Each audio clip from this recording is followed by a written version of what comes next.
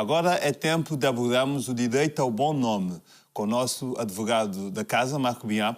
Ele vai nos explicar o que é que significa isso do direito ao bom nome. Já todos ouvimos falar, mas certamente nem todos saberão o que é. Olá, Marco. Como estás? Tudo bem. É um gosto ter-te aqui novamente. Estás bem? Estás bonito como sempre, claro. Não é difícil. Não é difícil, é verdade. Temos forte. E vens-nos trazer um pouco da tua eloquência e da tua sapiência. Obrigado. Marco, direito ao bom nome. O que é isso, direito ao bom nome? Já ouvimos isso em filmes e em novelas. Direito ao bom nome, ofensa ao bom nome, não é? Ofensas à honra. À honra, exato. Ofensas à consideração. E o que é isto? O que é isto? O que é isto? As pessoas têm direito a ter a sua imagem livre de histórias que outros queiram apresentar da sua própria pessoa. Parece assim estranho. O direito ao bom nome é um direito que todos temos, a não sermos ofendidos na nossa honra. O que é a nossa honra? É aquilo que nós entendemos como aquilo que cada um entende ser a forma como nós nos apresentamos em público. Aquilo que achamos que as pessoas devem pensar de nós enquanto pessoas honestas, digamos assim. Ofende-nos a honra quando publicamente nos chamam de desonestos, quando publicamente nos chamam de desonestos na vida económica, na vida privada. Isso são ofensas à honra.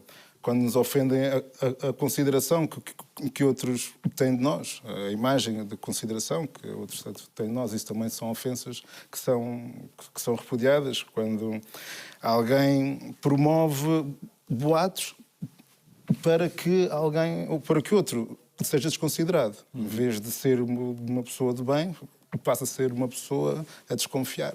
Mas isso está consagrado na Constituição? Isso está consagrado na Constituição, são direitos fundamentais do ser humano.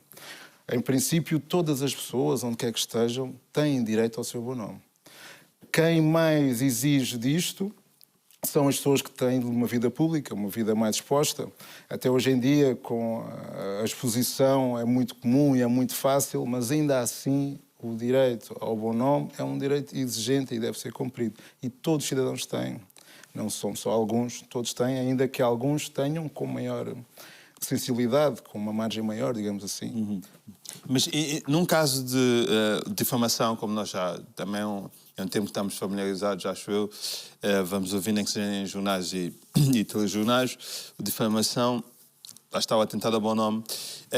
Num caso desses, em que alguém é difamado, recorre aos tribunais para defender o seu bom nome. Como é que se avalia esse bom nome? Muito bem. Então, eu vou responder e vou ser ainda mais abrangente para ser ainda mais útil. Vamos. Que é a questão do seguinte. Hoje em dia, com as redes sociais, é muito fácil abrir-se um canal ou abrir-se, não sei como é que se chama, um espaço na internet em que as pessoas se põem a falar. Põem-se a falar de imensas coisas. E muitas das vezes acham engraçado falar da vida do fulano. E muitas vezes começam a achar engraçado gozar ou falar coisas que não são verdadeiras, ainda que sejam verdadeiras, se forem sobre a vida privada do fulano. Ainda que sejam verdadeiras, não podem falar. O direito ao bom nome abrange essas questões. É um limite. Ainda que seja verdadeiro, não se pode falar. É vida privada. Qual é o primeiro conselho que eu dou à pessoa? Que registre aquilo da melhor maneira. A prova. Porque essas provas depois são muito fugazes. Porque não vale a pena estar a fazer queixa e depois não tem prova nenhuma de que aquilo aconteceu. Então a primeira coisa é registrar a prova. Não sei como é que se faz isso, mas pela internet deve ser possível gravar, de alguma forma. Registar o nome e a morada de algumas das pessoas que tenham acompanhado aquilo. São das coisas mais importantes. É preservar a prova para estas questões. A seguir, fazer uma queixa na polícia. Esta queixa tem um prazo de 6 meses. Pode fazê-la diretamente ao Ministério Público, pode ir a uma esquadra. Em Portugal tem um prazo de 6 meses, não sei como é que será noutros países. E depois disto, por lei, é obrigatório que os crimes de difamação e de injúrias são considerados crimes particulares. O que significa que o Ministério Público não acusa, não é o Estado que se sente ofendido. É o próprio que deve sentir-se ofendido e é o próprio que deve vir a tribunal, depois da investigação, acusar os agentes do crime. E o Estado obriga a que, depois de fazer-se a queixa, se a pessoa constitua-se assistente em Portugal, ou seja, precisa de fazer um requerimento a dizer agora eu quero ser não apenas queixoso, não apenas lesado, mas quero ser uma parte ativa no processo. Constituindo-me assistente, implica pagar uma taxa de justiça e ter um advogado constituído no processo. Só assim é que o processo segue em frente. O que significa que estes processos podem ser um bocadinho mais caros do que outros, porque em relação aos outros, muitas das vezes basta só fazer queixa e algumas das vezes nem é preciso fazer queixa. Aos crimes de injúria e difamação e também a furtos de pequenos valores, a lei obriga a que o lesado se constitua assistente, que paga a taxa de justiça ou pensa ao prejudiciário. Mas o que é que se ganha ao ser assistente? O que é que se ganha com essa queixa? O que é que se ganha com a pergunta que me fizeste? Como é que se avalia o bom nome? A avaliação do bom nome depois tem que ver com várias questões. Tem que ver com o modo de vida do lesado, o modo de vida do ofendido. Quanto mais rica for a pessoa, digamos assim, a justiça é um bocadinho assim, quanto mais rica for a pessoa, maior será o valor para indemnizá-la, porque maiores serão os danos que causaram a essa pessoa. É um bocadinho assim. No entanto, toda a ofensa ao bom nome é uma ofensa que tem uma reparação, muito provavelmente com um comunicado público, a lei prevê isso, a lei em Portugal, além de uma indemnização pelos danos morais, independentemente de outros, nomeadamente patrimoniais, que se venham a apurar ter acontecido. Então, os danos morais são sempre difíceis de contabilizar, mas consoante as circunstâncias da pessoa, consoante a abrangência da difamação, se foi num canal pequenino, se foram só 5 pessoas, é uma coisa, se for para um canal público, para 5 mil ou para 5 milhões, já é outra coisa. Isso tudo pesa no valor da... Então, pegando aqui naquilo que estavas a dizer há bocado, do nível de riqueza do queixoso, então, se nós assumimos que há um Manel da esquina que não tem grande impacto, digamos assim, se calhar, aos olhos da sociedade, não sei, do Estado, da máquina do Estado, e for difamado e decidir fazer queixa, por não ter um grande impacto social, não será indenizado? Estou a perceber a pergunta. Não era exatamente esse o sentido que eu queria dizer quando falei da riqueza do queixoso. Qualquer pessoa tem direito a uma indemnização que lhe seja significativa. E essa significância tem a ver tem de ser proporcional ao seu nível de vida. E um queixoso que não tenha muito impacto social nem muita riqueza tem direito a uma indemnização que seja significativa. Que tem direito a uma indemnização que lhe valha a pena, que justifique.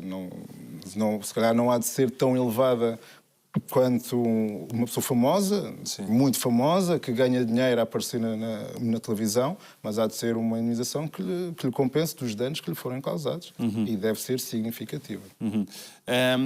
E como é que funciona? Ou seja, como é que funciona? Tu podes fazes a queixa no Ministério Público, numa esquadra da polícia, recordes a um advogado que faça a queixa por ti.